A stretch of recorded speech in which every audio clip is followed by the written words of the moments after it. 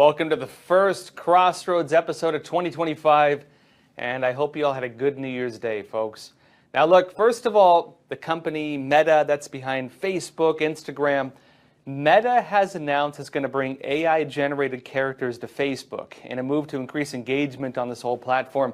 And you as the users are going to be able to engage with all these AI bots. Aren't you excited? Now this is raising some concerns though over what's being referred to as the dead internet theory, which I'll be getting into. And also speaking of AI, Professor Geoffrey Hinton, who is referred to as the godfather of AI, he's warning that artificial intelligence could destroy us all within the next 10 years.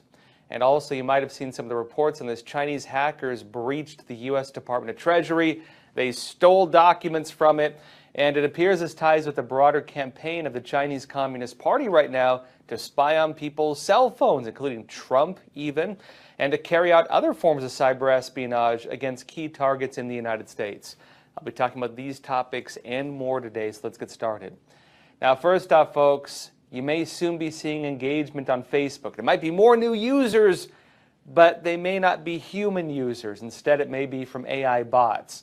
And you may not be able to tell whether or not a person is real or not. If you're having a conversation, you might be talking to a bot. And look, Meta, the company behind social media sites Facebook and Instagram, they've announced they're going to start bringing AI-generated characters to Facebook. And this is part of a move to increase engagement on the platform. They can't get real users, they'll get fake users. And you'll be able to engage with these bots on the platform.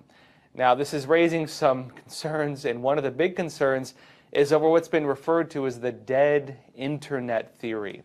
Now, this used to be called a conspiracy, and much of today's internet, the idea is just bots and AI-created content, right? The theory with this is that the internet itself has basically lost engagement, and most of the engagement you're now watching is bots, AI-created content, and human users have either been disengaged on certain platforms or they've been censored, and so you don't really see many normal people talking about things.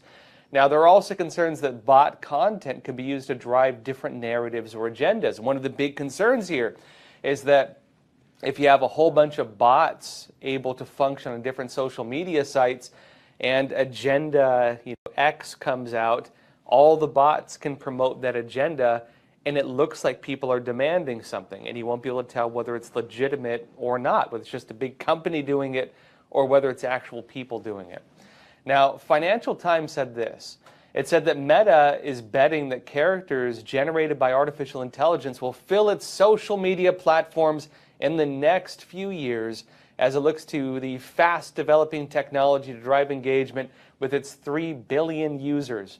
And I doubt they currently have 3 billion active users. Now, it notes that the Silicon Valley Group is rolling out a range of AI products, including one that helps users create AI characters on Instagram and Facebook as it battles with rival tech groups to attract and retain a younger audience. And it's that Connor Hayes, Vice President of Product for Engagement for Generative AI at Meta, said, quote, "We expect these AIs to actually over time exist on our platform kind of in the same way that accounts do. They'll have bios and profile pictures and be able to generate and share content powered by AI on the platform." And he added, that's where we see all this going. Now, notice what the Financial Times said, that he had said that hundreds of thousands of characters like this, these ones that users can create, have already been created using its AI character tool, which launched in the US in July with plans to expand its access in the future. But most users have kept them private so far. So if you or somebody else has created one of these AI characters on Facebook or Instagram, it's possible that your little AI character could soon be used as part of this network. Now look, they'll be creating AI bots that function basically like normal accounts. And then these bots are going to be able to create their own content. They can also share that AI content on the platform. And so you could be watching bots with a picture and a bio, creating different maybe videos or pictures or content and then having discussions and engagement, but it's not real people. Now, some people believe this is already happening on a lot of platforms, although not a lot of it is being done by the companies themselves. There are different organizations that create bot users to give fake engagement to videos, to news articles. There are some concerns that some of the viral content you see on some of these big platforms are being driven just by bots. And there are concerns as well that some of the big narratives you might be hearing in the news are things that bots are pushing to give an artificial little boost to big stories so they become a lot bigger than they would have otherwise. Now, the piece notes that one of the concerns with having a platform running AI bots, capable of creating their own content, is mainly that these social media bots could be, as the Financial Times puts it, weaponized for spreading misinformation. And I know that misinformation is a tired term by now, but imagine, for example, look, we all saw what happened during the pandemic and so on, where certain views were suppressed and certain views were promoted, and it turned out that a lot of the suppressed views turned out to be the true ones, and a lot of the promoted ones turned out to be the fake ones. What happens when you have hundreds of thousands of very active online characters who are promoting things? What happens if a certain number of AI bots can read algorithms and look at engagement and just replicate that, and then some of the biggest influencers online are just fake bots being controlled by a major corporation?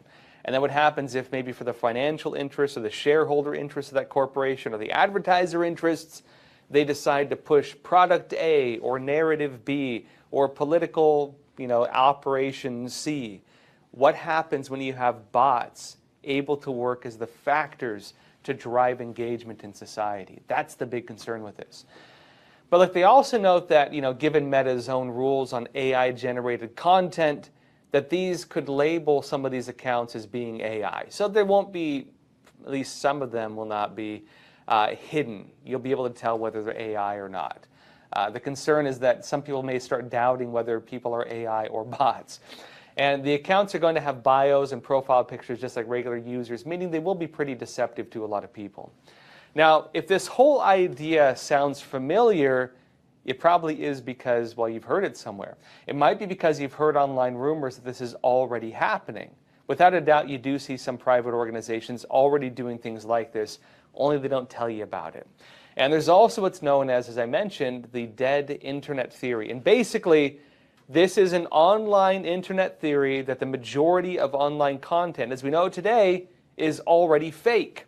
That bots have flooded social media, that AI-generated content is now the bulk of what you're seeing, and that corporate algorithms work to suppress any real online engagement.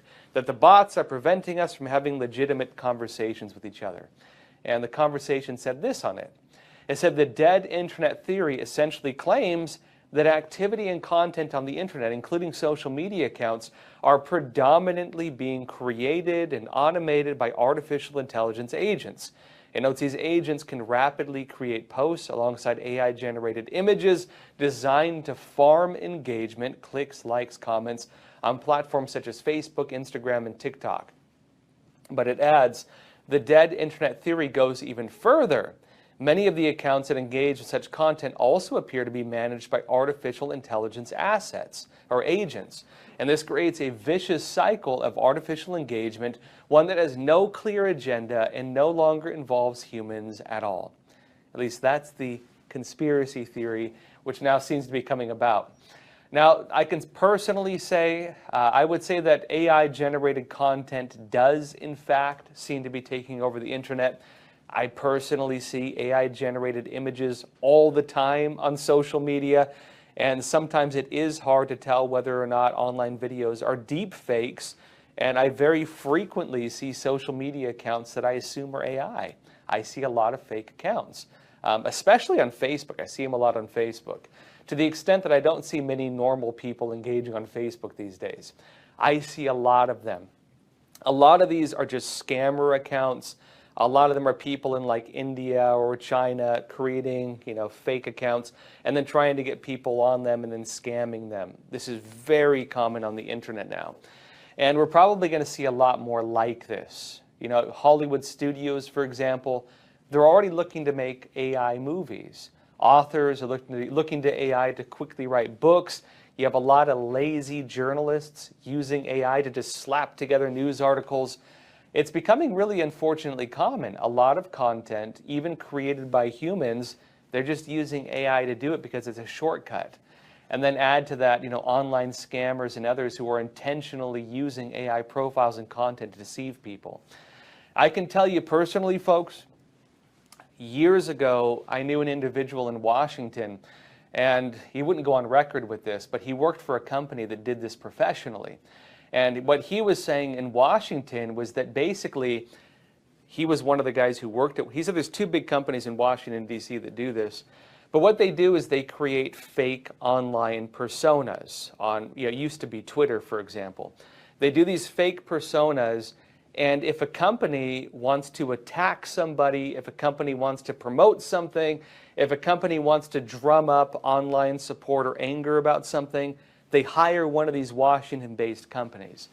And he said that one of the big things they do is, at the time, it was very hard to AI generate intelligent conversations because at the time there was not ChatGPT, but they could AI generate insults. And so they would have, you know, hundreds of thousands, or, you know, maybe not that many, like thousands of these fake accounts. And what they would do when they wanted to harass somebody is these companies would hire these guys to do it, and they would have these bots go and comment on maybe threads or leave response comments on posts, or even make direct messages to the individuals and just insult them. And so they'd tell them they hate them, they'd tell them they're stupid, they'd tell them things like this. And it would make the person become wary of posting anything. But in reality, all that was being drummed up by bots hired by a type of opposition research company. And so this was already happening even years ago, that this was going on. But what's really interesting now, I'd say, about Meta's plan is that this is a public statement they're planning to roll out.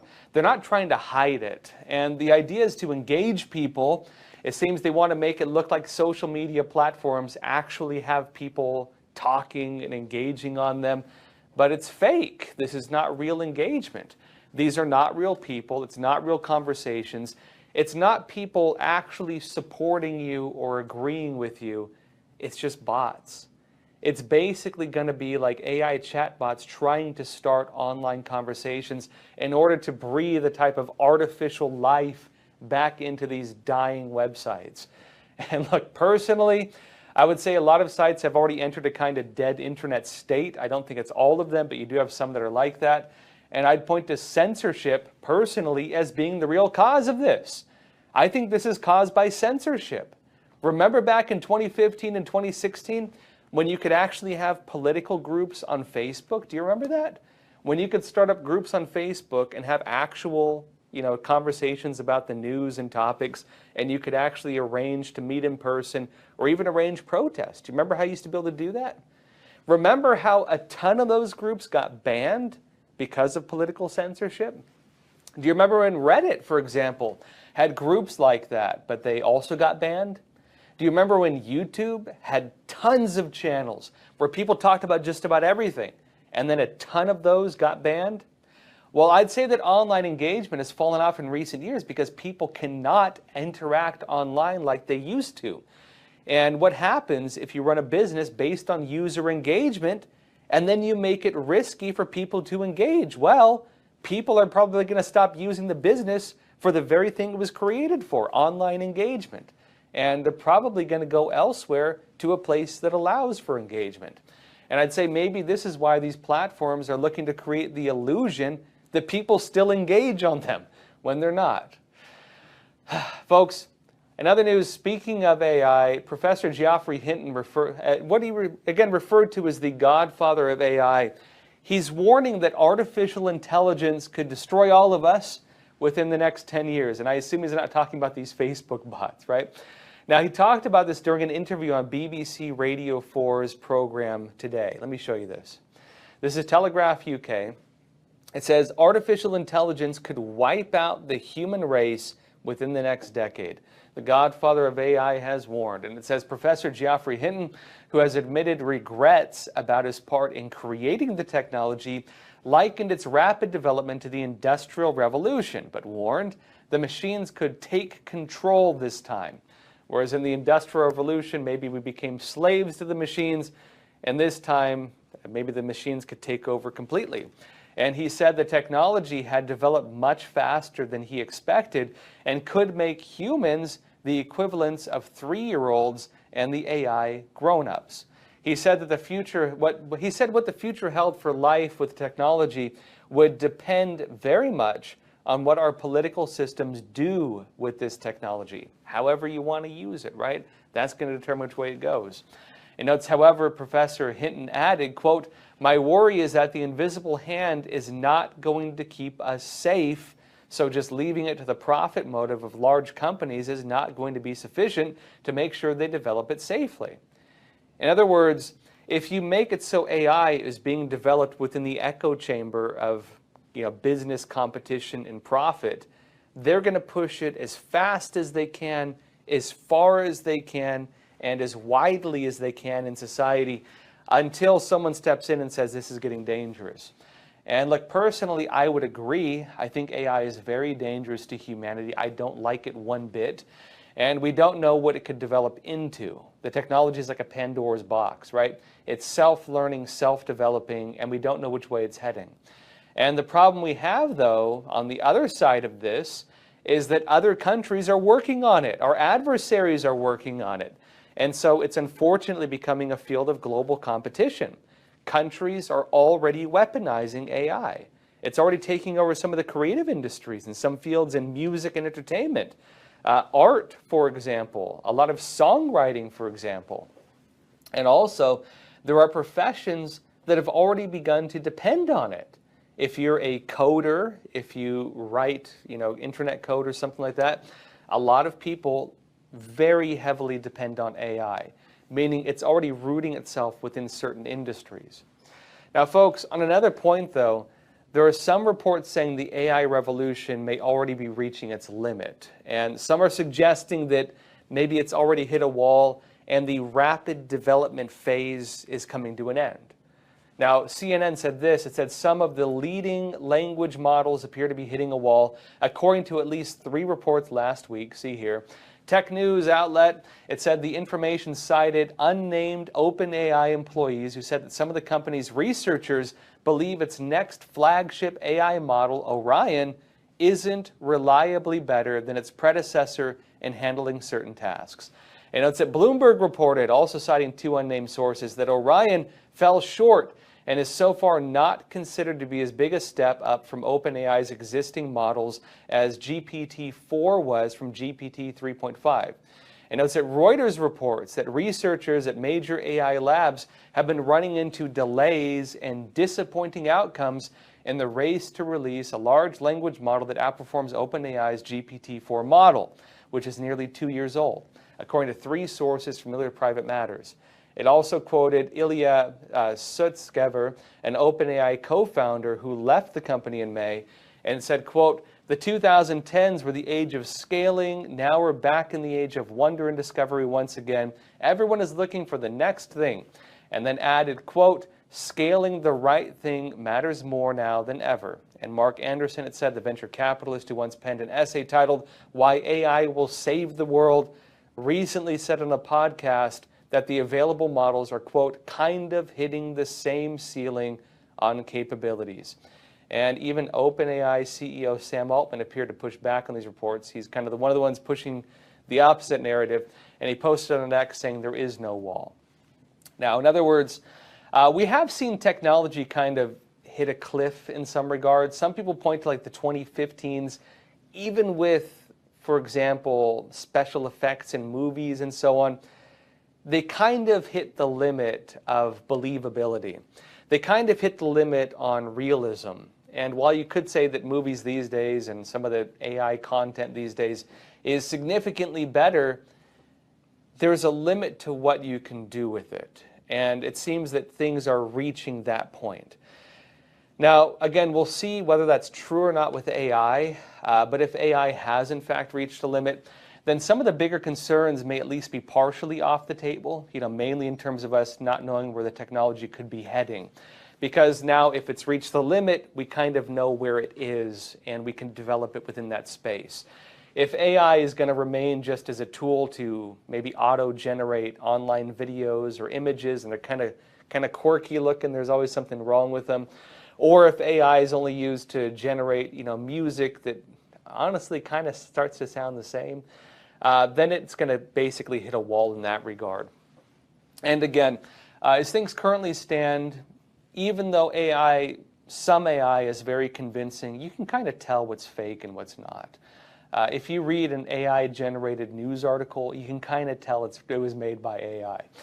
If you watch or listen to an AI-generated song, you can kind of tell it's AI-generated if you listen to enough of them, because you start seeing common traits with them. All right, folks, that said, Happy New Year. I hope you had a good day yesterday. It's 2025 now, in the first Crossroads episode of 2025. Join me tomorrow, 10:30 a.m. Eastern Time for another episode. And folks, thank you so much for being here. Please don't forget to share this episode. Help us get the word out. And as always, please take care of yourselves, stay informed, and stay free. Thank you.